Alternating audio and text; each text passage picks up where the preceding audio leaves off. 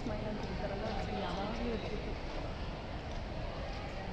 ಯಾ ಅಪರ್ಣ ಅಂದರೆ ನನಗೆ ಅಪರ್ಣ ಪ್ರೀತಿಯಿಂದ ಅಪ್ಪು ಅಂತ ಕರೀತಾ ಇದ್ದಾರೆ. ಅಪ್ಪು ಈಗ ನಗ್ಮುಖ ಅಷ್ಟೇ ಅಂತ. ಯಾವಾಗ ಭೇಟಿ ಮಾಡಿದ್ರು?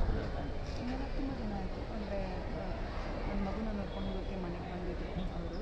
ಬಂದು ಊಟ ಎಲ್ಲ ಮಾಡ್ಕೊಂಡು ಹೋಗಿದ್ರು. ಐ ಥಿಂಕ್ ಕೋವಿಡ್ ಆದಮೇಲೆ ಅನಿಸುತ್ತೆ ಆ ಒಂದು ಸ್ಟೇಜಸ್ಸಲ್ಲಿ. ಅದಾದಮೇಲೆ ಅವ್ರಿಗೂ ಹುಷಾರ್ತಿತ್ತು. ನಾನು ನನ್ನ ಮಗು ಅದು ಅಂತ ಭೇಟಿನೇ ಮಾಡಿ ಬೆಂಗಳೂರಲ್ಲಿ ಇಬ್ಬರು ನನಗೆ ಭೇಟಿ ಮಾಡೋಕ್ಕೆ ನನಗೆ ಅವಕಾಶ ಸಿಗಲಿಲ್ಲ. ಮೇಡಮ್, ಅವ್ರಿಗೆ ಈ ಥರ ಒಂದು ಯಾರಿಗೂ ಆಶ್ಚರ್ಯ, ಅದ್ರ ಬಗ್ಗೆ ಏನೋ ಚರ್ಚೆ ಮಾಡಿದ್ದ ನೀವು ಆ ಶೋ ಮಾಡಬೇಕಾದ್ರೆ ಕಮ್ಯುನಿಕೇಟ್ ಮಾತಾಡ ಆವಾಗ ಏನೂ ಇರಲಿಲ್ಲ. ಆವಾಗ ಶೋ ಮಾಡಬೇಕಾದ್ರೆ ಫಿಟ್ ಆ್ಯಂಡ್ ಫೈನ್. ಈಗ ಆ್ಯಕ್ಚುಲಿ ಈಗ ಒಂದು ರೀಸೆಂಟಾಗಿ ಒಂದು 2 ವರ್ಷದಿಂದ ಅಂತ ಅವರ ಬಂದಿದ್ರು. ಬೇರೆ ಕಡೆಯಿಂದ ವಿಷಯಗಳು ಬರ್ತಿತ್ತು ನಮಗೆ ಏನೋ ಒಂದು ಆಗಿದೆ ಅಂತ. ಆದರೆ ಸಡನ್ನಾಗಿ ಯಾರೋ ನಮ್ಗೆ ಆಪ್ತರಿದ್ದರೆ ಅವ್ರು ಫೋನ್ ಮಾಡಿ ಹೌದಾ ನಿಜನಾ ನಿಮ್ಗೆ ಈ ಥರ ಕಾಯಿಲೆನ ಅಂತ ಕೇಳೋದು ತುಂಬ ಚೆನ್ನಾಗಿ ಅನಿಸಲ್ಲ ಅದು. ಸೊ ಹಾಗಾಗಿ ನಾನೇನು ಕೇಳಿರಲಿಲ್ಲ ಅವ್ರನ್ನ. ಯಾಕಂದರೆ ಆ ಥರ ಏನೋ ಅವರೇ ಒಂದು ವಾರಿಯರ್ ಥರ ಫೈಟ್ ಮಾಡ್ತಾ ಇರ್ತಾರೆ. ಆ ಥರ ಒಂದು ತನ್ನನ್ನು ತಾನು ಫೈಟ್ ಮಾಡ್ಕೊಳ್ತಾ ಇರ್ತಾರೆ. ಅವ್ರ ಬಾಡಿ ಜೊತೆ ಅವ್ರು ಫೈಟ್ ಮಾಡ್ತಾ ಇರ್ತಾರೆ. ಅಂಥ ಸಂದರ್ಭದಲ್ಲಿ ಹೌದಾ ಅಂತ ಕೇಳಿದ್ರೂ ಅದು ಅವ್ರಿಗೆ ಒಂದು ಕುಗ್ದಂಗೆ ಆಗುತ್ತೆ ಅಂತ ಹೇಳಿ ನಾನು ಯಾವತ್ತೂ ಕೇಳಲಿಲ್ಲ ಅವ್ರನ್ನ. ಹೇಗಿದ್ದೀರಾ, ಏನು ಊಟ ಮಾಡಿದ್ರಾ, ಏನು ಮಾಡಿದ್ರಾ ಇಷ್ಟರಲ್ಲಿ ಇರ್ತಿದ್ವಿ.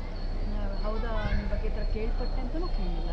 ಐ ನ್ಯೂ ಇಟ್ ಆ್ಯಂಡ್ ಈಗ ಒಂದು 2 ತಿಂಗಳಿಂದ ಅವರೇ ನಮ್ಮ ಸರ್ಕಲಲ್ಲಿ ಅವ್ರು ಕನ್ಫರ್ಮ್ ಮಾಡಿದ್ರು yes I am going through this ಅಂತ. ಅವತ್ತಿಂದನೂ ನನಗೆ ಕಾಡ್ತಾನೆ ಇತ್ತು, ಇದು ಇಷ್ಟು ಸರಳ ವ್ಯಕ್ತಿ ಯಾಕೆ ಈ ಥರ ಮಾಡಿಬಿಟ್ರಲ್ಲ ದೇವರು ಅಂತ. ಈ ನಿರೂಪಣೆನ ಎಲ್ಲರಿಗೂ ನೀಡಬೇಕು ಅನ್ನೋ ಉದ್ದೇಶದಲ್ಲಿ ಶಾಲೆಯನ್ನು ತೆರೆಯುವಂಥ ಕನಸನ್ನು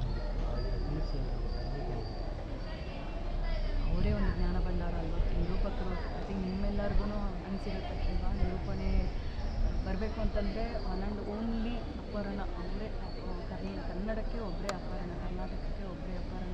ಯಾರೇ ನಿರೂಪಕರು ಇವಾಗಲ್ಲ, ನೆಕ್ಸ್ಟ್ ಎಷ್ಟೇ ಜನ್ಮಗಳು ಬಂದರೂ, ನೆಕ್ಸ್ಟ್ ಎಷ್ಟೇ ಜನ್ರೇಷನ್ ಬಂದರೂ ಅವ್ರಿಗೆ ಒಂದು ದೊಡ್ಡ ಮಾದರಿ ಅಪರ್ಣ ಒಬ್ಬರು.